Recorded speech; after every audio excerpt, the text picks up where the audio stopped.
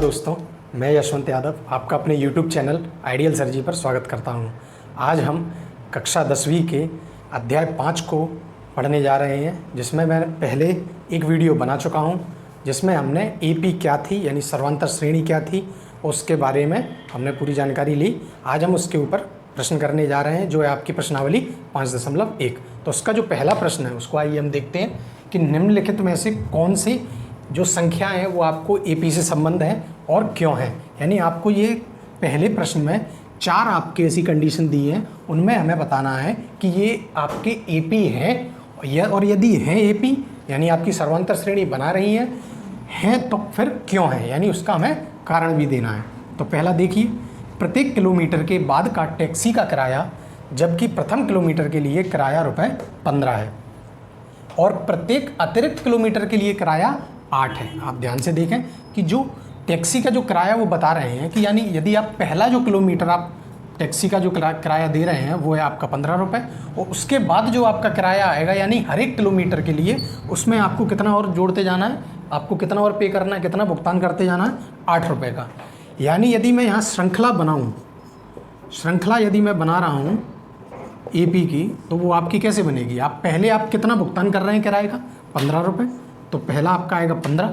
फिर ये है आपका पहले किलोमीटर का, फिर आप इसमें क्या करते जाएंगे, ₹8 और आप जोड़ते जाएंगे यदि आप अगले किलोमीटर के लिए जा रहे हैं।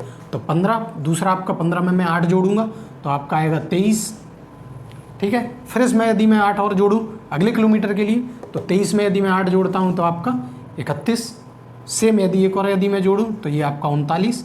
इस तरीके से आपका किराया जो है वो टैक्सी का हर एक किलोमीटर के लिए बढ़ता जाएगा। तो ये मेरी AP बन रही है, श्रृंखला बन रही है। कैसे बन रही है और क्यों बन रही है उसका कारण देखें।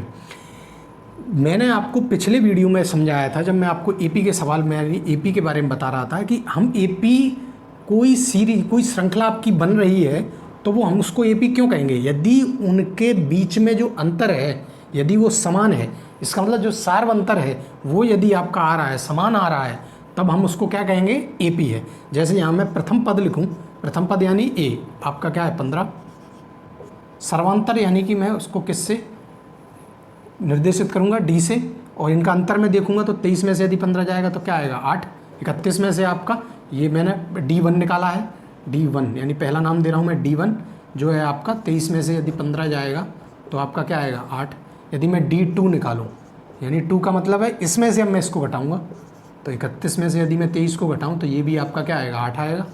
और D3 निकालूं यानी 39 में से मैं 31 को माइनस करूं तो ये भी आपका क्या आएगा 8 आएगा। इसका मतलब इस श्रृंखला में आपका जो सर्वांतर है यानी आपका जो D है वो सब में क्या आ रहा है, समान आ रहा है। तो हम इसको क्या कहेंगे कि ये आपका ये जो श्रृंखला आपको दी है वो आपका क्या है, AP है।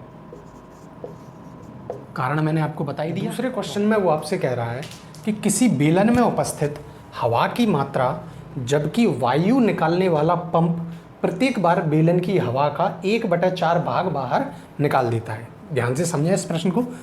कोई बेलन है अपने पास, उसमें जो आपका हवा है यानी एयर है वो आपकी मौजूद है, उसके बाद वो क्या कर रहा है, जो आपका पंप है वो उसमें से हवा को निकाल रहा है। बेलन में से हर बार वो हवा का कितना पोर्शन निकालना, कितना भाग निकाल देता है, 1/4 भाग को वो बाहर कर देता है।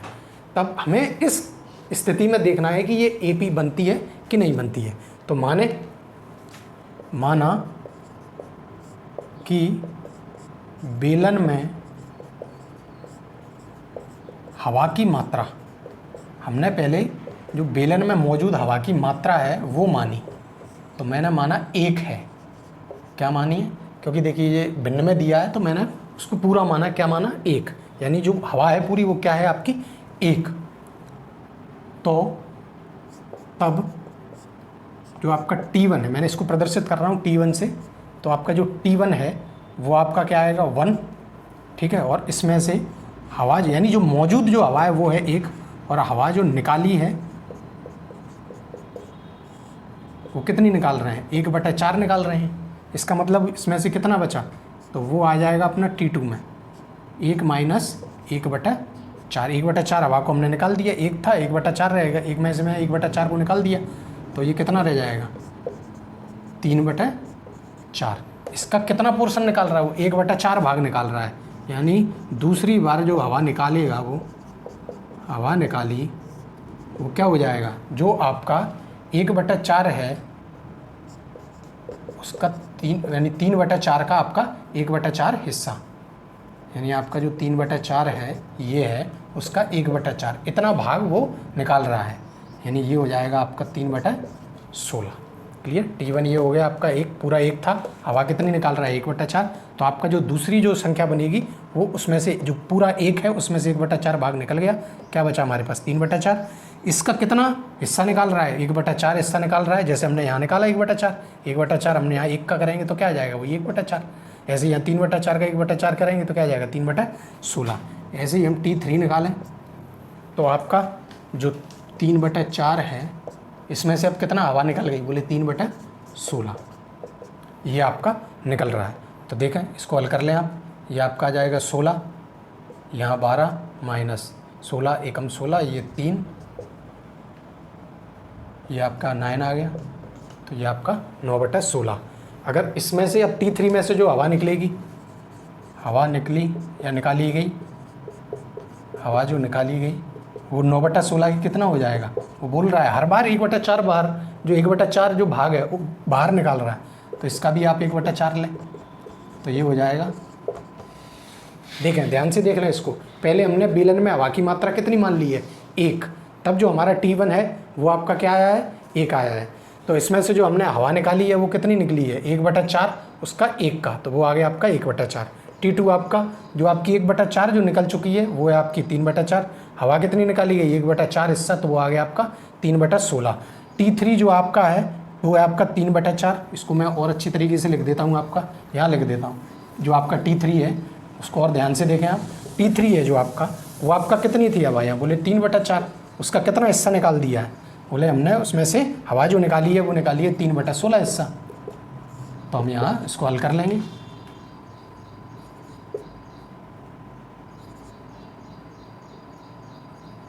यहाँ ये 12 में से ये 3 जाएंगे, आपका बचा 9, ये 9/16। अब हवा कितनी निकाली है वो देखें, हवा जो निकाली गई है आपकी इसमें से वो है आपकी 9/16 का 1/4, क्योंकि हर बार 1/4 भाग को वो निकाल रहे हैं, तो ये आपका बन गया। यानी आपका पहला जो श्रृंखला अब मैं बनाऊंगा तो वो आपकी कैसे बनेगी, पहली है आपकी 1, दूसरी है आपकी 3/16 या ये T2 देकर 3/4, और तीसरी है आपकी 9/16। देखें ध्यान से, यहाँ से हम D की जो अपना सर्वांतर है उसका मान निकाल लेते हैं।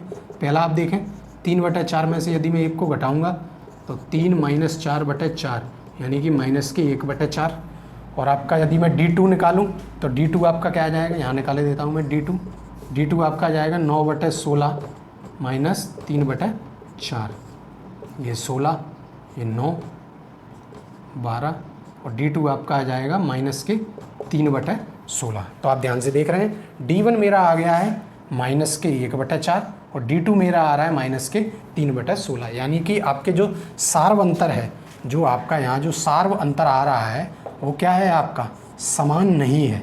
क्या है, समान नहीं है। आपका अगर सार्व अंतर समान नहीं है तो आपकी वो AP भी नहीं है। ध्यान से देखें, तो आपकी वो AP भी नहीं है। आइए हम तीसरे सवाल को देखते हैं कि प्रत्येक मीटर की खुदाई के बाद एक कुआं खोदने में आई लागत, जबकि प्रथम मीटर खुदाई की लागत 150 रुपये है और बाद में प्रत्येक खुदाई की लागत 50 रुपये बढ़ती जाती है। कोई कुआं खोदा जा रहा है, उसमें यदि वो 1 मीटर आपकी खुदाई हो रही है तो उसकी लागत कितनी आ रही है, 150 रुपये। उसके बाद एक मीटर जो आगे खोदा जाएगा, यानी पहले मीटर के बाद जो अगला मीटर जो खोदा जाएगा, हर उस खुदाई में जो लागत है आपकी वो 50 रुपये बढ़ रही है। तो देखें इसको, प्रथम मीटर खुदाई की लागत, पहले हम लिखेंगे कि जो आपकी प्रथम मीटर खुदाई की जो लागत है वो है आपकी 150 रुपये। ठीक है। दूसरी मीटर खुदाई की लागत क्या हो जाएगी, जो आपकी प्रथम यानी पहली बार आपके 150 रुपये हैं, उसमें कितना और जुड़ जाएगा, वो कह रहा है कितनी बढ़ रही है, बोले 50 रुपये और बढ़ जाएंगे, तो वो हो जाएंगे आपके 200 रुपये। देखें ध्यान से, पहली बार जो खुदाई की लागत आ रही है वो है 150, और दूसरी बार जो खुदाई की लागत है मीटर में वो आपकी कितनी आ रही है, 200 रुपये। ऐसे यदि मैं तीसरा और लिखूँ,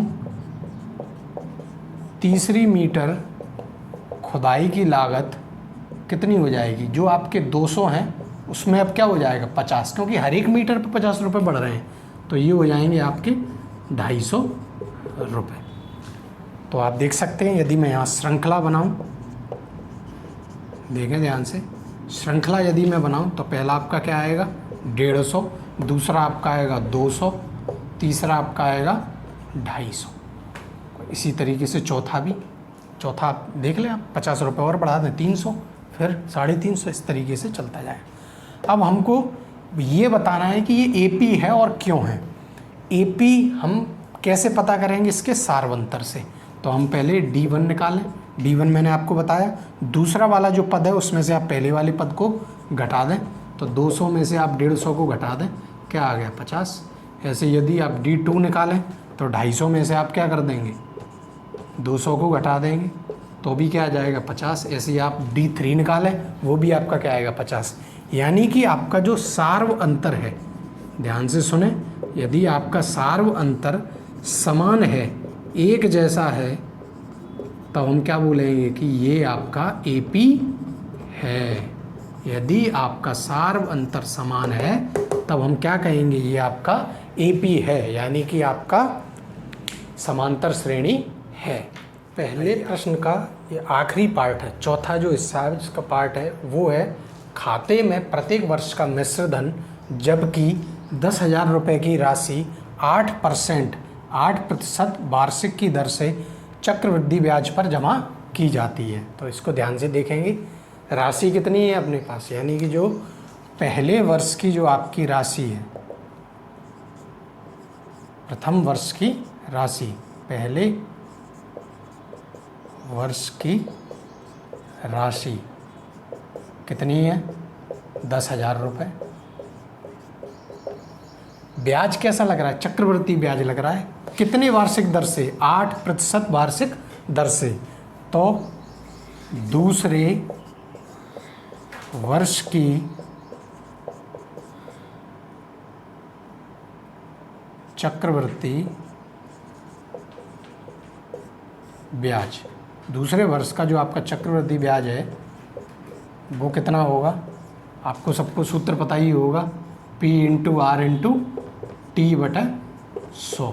इससे हम ब्याज निकालते हैं, तो 10,000 पर कितने का है, 8% का है, तो 8/100, और समय कितना है 1 साल, हर एक साल में आपका ये ब्याज लग रहा है।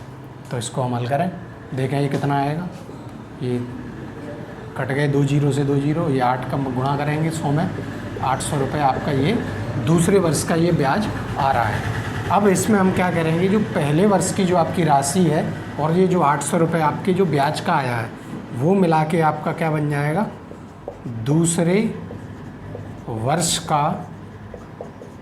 वर्ष की राशि ये आपकी बन जाएगी। तो 10,000 में हम क्या करेंगे 800, यानी आपका जो ब्याज आया है भाई, आपका जो आपकी राशि है उसमें आपका ब्याज जुड़ जाएगा, तो आपका वो दूसरे वर्ष की आपकी राशि बन जाएगी। तो 10,800 आपका क्या आ गया, ये दूसरे साल में जो आपको राशि मिलेगी वो है। अब हम निकालेंगे तीसरे वर्ष का ब्याज, तीसरे वर्ष का चक्रवृद्धि ब्याज, जो आपका तीसरे वर्ष जो चक्रवृद्धि ब्याज लगेगा वो आपका कितने पे लगेगा जी, देखिए 10,000 रुपये हमने यहाँ लगाया। अब आपका जो दूसरे वर्ष की जो राशि है उसको लेंगे, यानी P आपका ये हो जाएगा, रेट वही रहेगा आपका 8% की दर से, समय भी 1 साल के लिए देख रहे हैं, ये कट गया, करें गुणा 108 का 8 से गुणा करें, 8 8 64 और 8 एकम 8, 864 रुपये आपके ये तीसरे वर्ष का आपका ब्याज आ रहा है। इसको आप क्या करें जो आपका राशि है उसमें लिखें तीसरे वर्ष की राशि। जो आपकी तीसरे वर्ष की जो राशि है उसमें आप उसके ब्याज को जोड़ दें तो 10,800 रुपये आपके ये हैं और 864 आपके ये हैं। इन दोनों को आप जोड़ें, ये 4 आ गया, ये 6 आ गया, ये 8 और 8 16, तो 11,664 रुपये आपके ये आ रहे हैं। यानी पहले वर्ष की राशि आपकी 10,000 रुपये, दूसरे वर्ष की राशि आपकी 10,800 रुपये, तीसरे वर्ष की राशि आपकी 11,664 रुपये। देखें ध्यान से, तो आप देखें यहाँ से हम एपी बना सकते हैं आसानी से। एपी यानी आप जो श्रृंखला है, आप श्रृंखला देखें, पहला आपका क्या बन रहा है 10,000 रुपये, दूसरा आपका क्या बन रहा है, ये बन रहा है 10,800 रुपये, 10,000 है, दूसरा है आपका 10,800 और तीसरा है आपका 11,664। यहाँ से इस श्रृंखला से आप क्या निकालेंगे, डी को निकालेंगे। यानी यदि मैं D1 निकालूं तो 10,800 में से मैं 10,000 को घटाऊंगा तो क्या आ जाएगा आपका 800, और D2 निकालूं 11,664 में से मैं 10,800 को घटाऊंगा तो क्या आ जाएगा 864 रुपये। यानी आप देखें D1 और D2 दोनों आपके, यानी सार्व अंतर जो है आपका दोनों ही अलग है। इसका मतलब ये आपका क्या है, AP नहीं है। ध्यान से देखें, सार्व अंतर समान नहीं है तो वो आपका क्या नहीं होगा, AP नहीं होगा।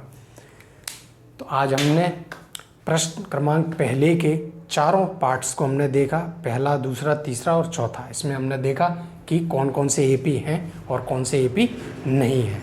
आशा है आपको समझ में आ रहा होगा। आप हमसे इसी तरीके से जुड़े रहें और हमारे चैनल आइडियल सर जी को ज़रूर सब्सक्राइब ज़रूर करें, बेल आइकन को दबाएं, जितना हो सके अपने साथियों के साथ शेयर करें। धन्यवाद।